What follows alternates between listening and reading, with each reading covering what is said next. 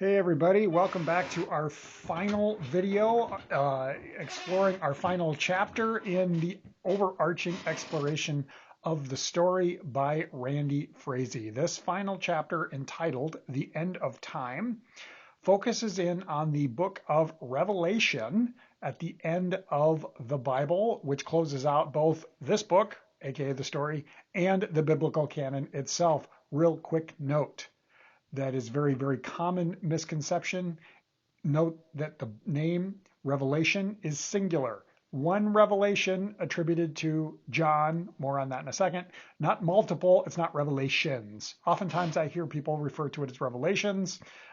It's one revelation. What is a revelation? I'm getting a little ahead of myself, but I'm going to go ahead and explore that anyway because the way that I've started talking lends itself to it. Revelation is actually taken from a Greek word that sounds a lot like apocalypse. I believe it's apocalypto, I think. Don't quote me on that, but it's from the word that we get apocalypse.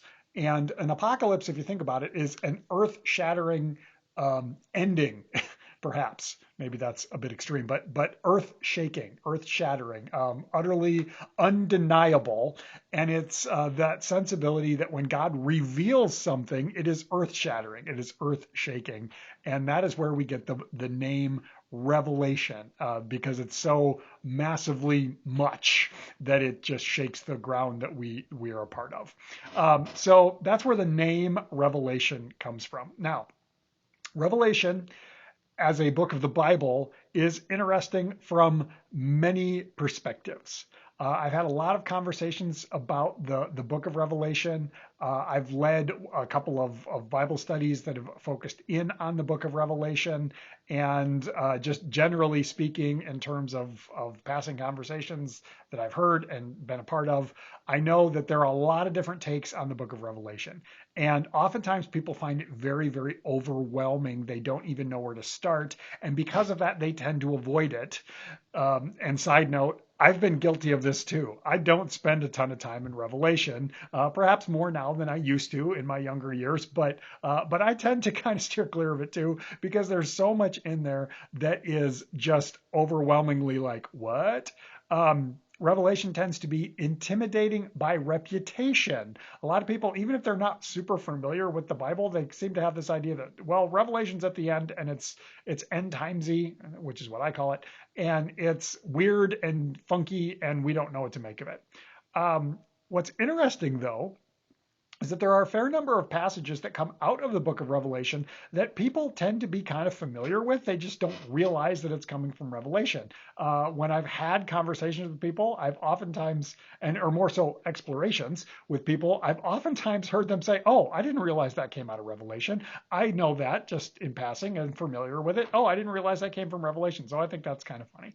But Revelation is interesting. There's a lot in there. It's a lengthy book, and we definitely don't cover the entirety of it here in the chapter. We have aspects of the first few chapters and aspects of some of the later chapters with a big chunk in the middle that just gets skipped over.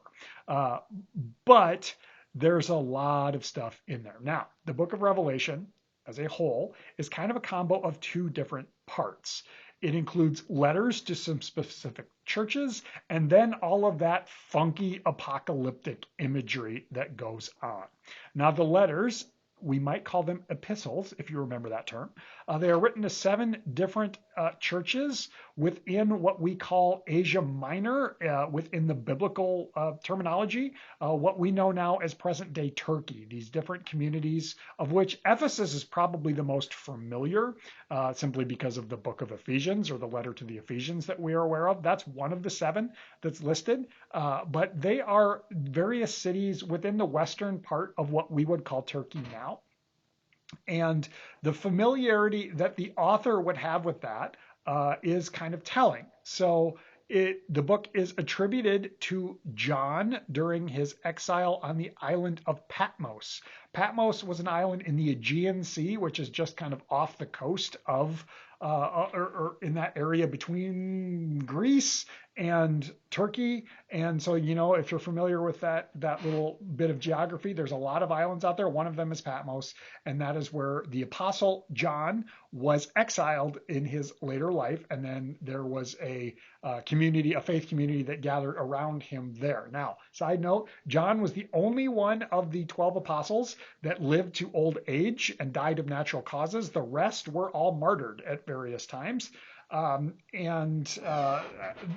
the book of Revelation is attributed to John. However, scholars question whether or not John is actually the one who wrote that. Some will consider it to be pseudo-biographical, if you remember that. That's another big term that we dealt with Paul and the disputed letters of Paul within the New Testament. So maybe John wrote it, maybe he didn't.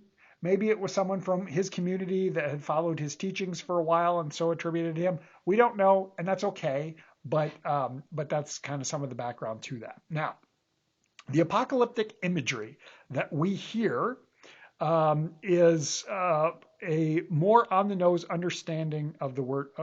I'm reading my notes there, and I'm talking about Revelation. You know what? I already covered that, so I'm going to skip over that.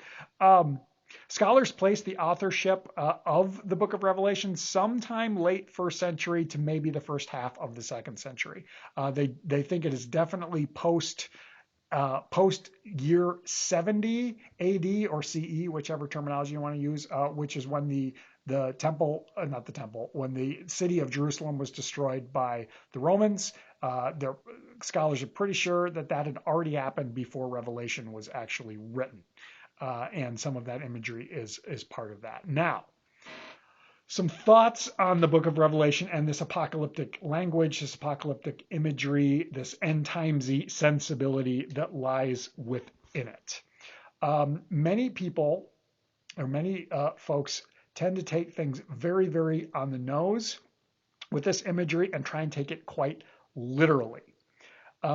Questions about this and what it means, what to make of it, have led to a lot of exploration of various types. Some of this exploration is scholarly in nature and has led to things like these two books that I've studied off and on. This one was written by a professor at Lutheran Seminary, where I went to seminary. This one was written, actually based off of this one, by a former campus pastor over at Grandview University in Des Moines. I know the guy. He's actually back out in California now since he wrote that book. So those are some scholarly explorations of the imagery within Revelation, and I appreciate them a lot. I think that they are helpful in beginning to unpack them. Now, on the flip side, some of the exploration of the oddball imagery that we find within Revelation has led to more speculative fiction, aka the Left Behind series, and explorations of things known as the rapture, which is a very seemingly familiar term that's really not overly biblical. Let me be clear on this. I have read much of the Left Behind series. I didn't get all the way through, but I read quite a bit of it, and it is extraordinarily entertaining, and I will not discount that whatsoever. However, it is speculative.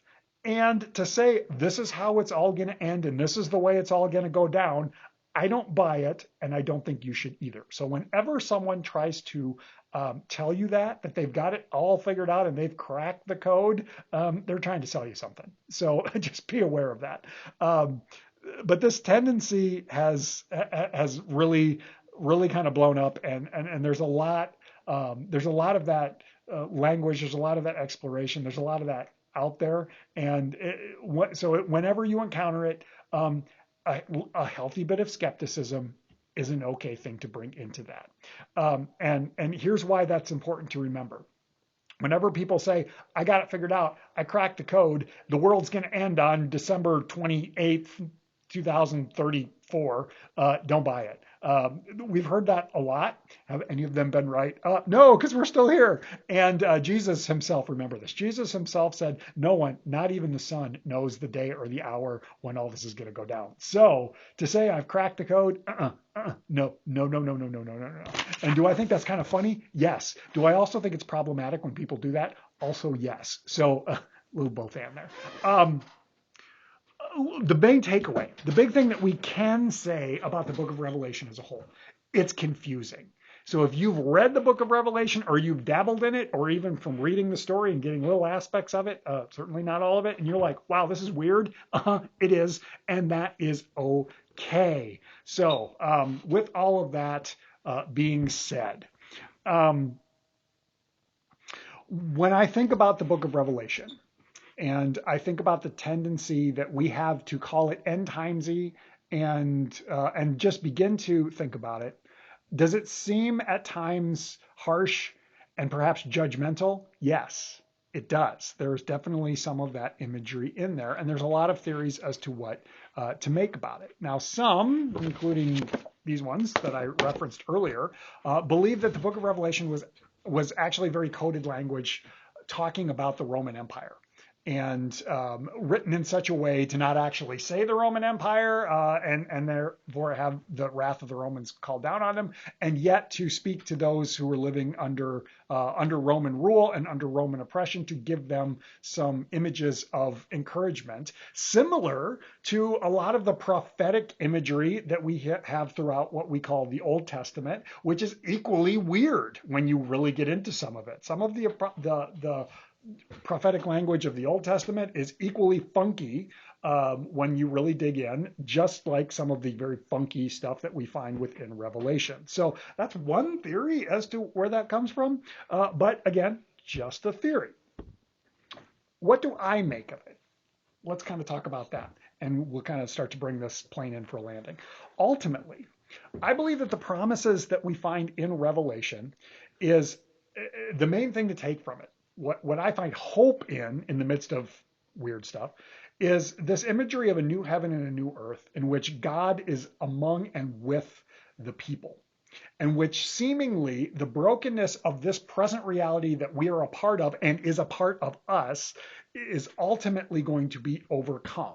And that which divides us, separates us from that which is divine and good, aka God, will have been overcome. It seems to be this future promise that we can look to in the age to come, whatever that means.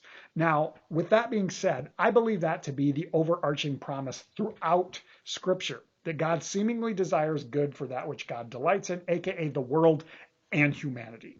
And that we have ultimately been invited to live our lives right now, in the present age, in our present reality, in a way that reflects that as a response to God's goodness and mercy, even if we still live in the midst of that brokenness, and that brokenness is still a part of us. Now, are we perfect? No, we're not. Will we do perfectly? No, we will not. And if that sounds like a lot of my sermons, it probably does, because I talk about that a lot. But I believe that to be the overarching promise of the Scriptures, and ultimately what is being revealed in, yes, very strange ways through the book of Revelation.